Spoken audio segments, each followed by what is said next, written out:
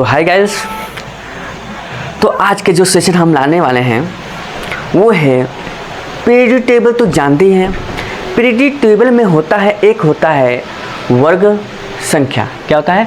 वर्ग संख्या। एक होता है आवर्त संख्या। इसको चुटकियों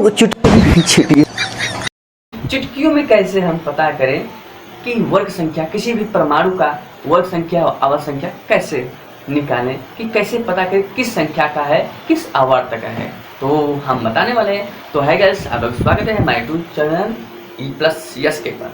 तो उम्मीद करता हूँ आप लोग घर पर होंगे, अच्छे होंगे, स्वस्थ होंगे। तो हम आगे बढ़ेंगे। इससे पहले क्या है कि आपको हमारे चैनल को सब्सक्राइब करना होगा।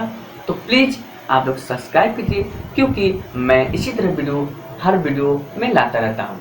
तो उम्मीद करता हूँ आप लोग समझ गए होंगे, तो इसलिए आप हमारे चैनल को सब्सक्राइब कर दीजिए और हमारे वीडियो को लाइक और शेयर कर दीजिए। तो हम बढ़ें आगे। तो स्टार्ट। तो वर्ग संख्या हमें ज्ञात करने के लिए और वह आवर्त संख्या ज्ञात करने के लिए हमें परमाणु संख्या याद होनी चाहिए। परमाणु संख्या और उसके तत्व प्रतीक, ये सब आपको याद होनी चाहिए, ठीक है। तो हम किसी भी परमाणु का संख्या का वर्ग और आवर्त संख्या कैसे निकालें? देखिए, हम U निकालेंगे और U आप पता करके तुरंत बताएंगे। U, वो भी 5 सेकंड के अंदर में, ज़्यादा टाइम नहीं लगेगा आपको। देखिए कैसे। ये वर्ग संख्या हमें पहले निकालना होगा। क्या हो गया? वर्ग संख्या। तो वर्ग संख्या हमें निकालने के लिए सबसे पहले हम बात करते हैं जैसे नियान। ये क्या है? नियान। इसकी परमाणु संख्या होता है 10। अब देखिए यहाँ से, इससे पहले क्या है, हमें ये भी ज्ञात होना चाहिए उपकोष किसे कहते हैं। देखिए, जिसके द्वारा से इलेक्ट्रॉनिक विन्यास होता है उसी को हम कोष कहते हैं।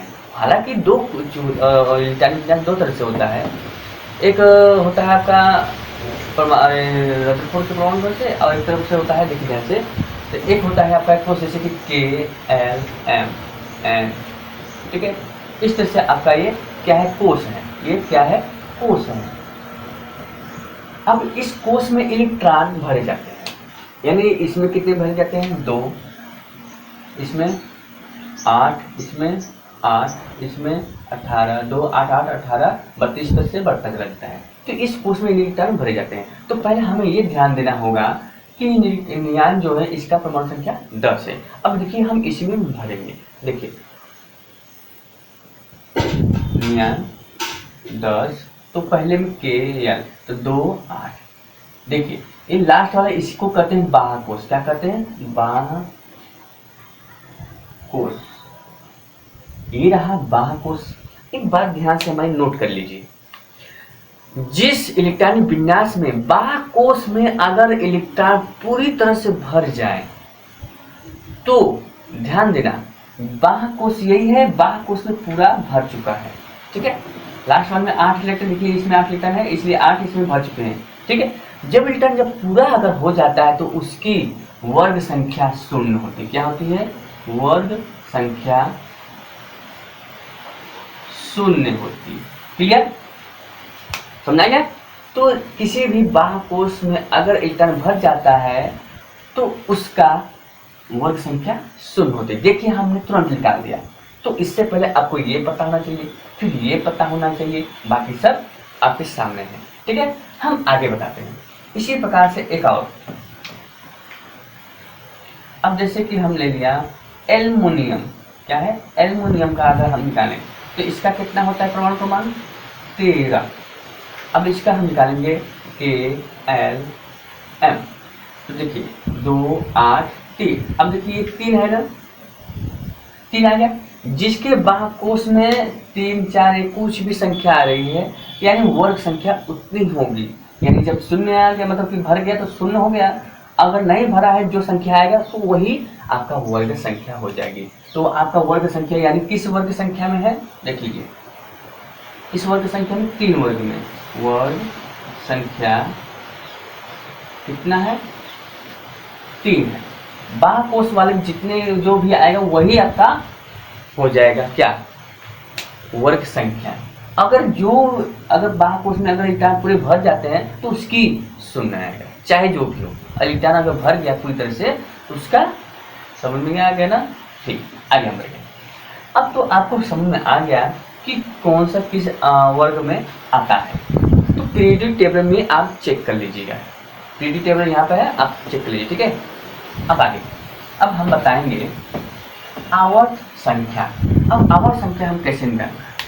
आवर्त संख्या निकालने के लिए सबसे पहले हमें ये ध्यान देना होगा कि आपको ये पूरा पता होना चाहिए। अब आगे हम बताएंगे के एल एम एन। देखिए आवर्त संख्या हमें किसी भी पता करना, जैसे कि हमने ले लिया Cl क्लोरीन, इसका होता है 17। अब पहले मैंने 2 रखा, 2 8 7, 2 फिर 7। अब देखिए ये 7 है ना, ध्यान से देख लीजिए।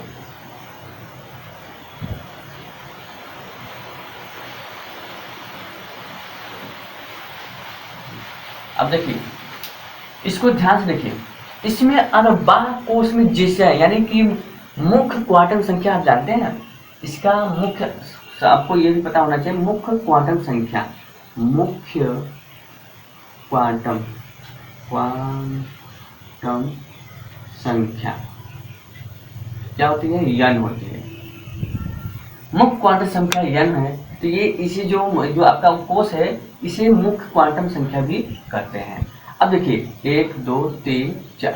अब देखिए धीरे धीरे आपको ध्यान से देखिए 2 8 7, जिस मतलब जहाँ तक जाएगा आपका टाइम विन्यास करेंगे तो बात को जो लास्ट में आएगा वो तीसरे नंबर पर आया है, तो ही आपका कैसा हो गया? आवर्त सारणी, आवर्त संख्या कितनी हो जाएगा?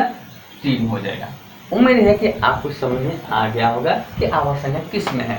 अब जैसे मैं 99 की ही बात कर दूं, 99 का Ne इसका 10 होता है, तो इसका भी हम कर देते हैं KLM2 8, 10 हो गया। अब किसरे नंबर पर है? 1 2।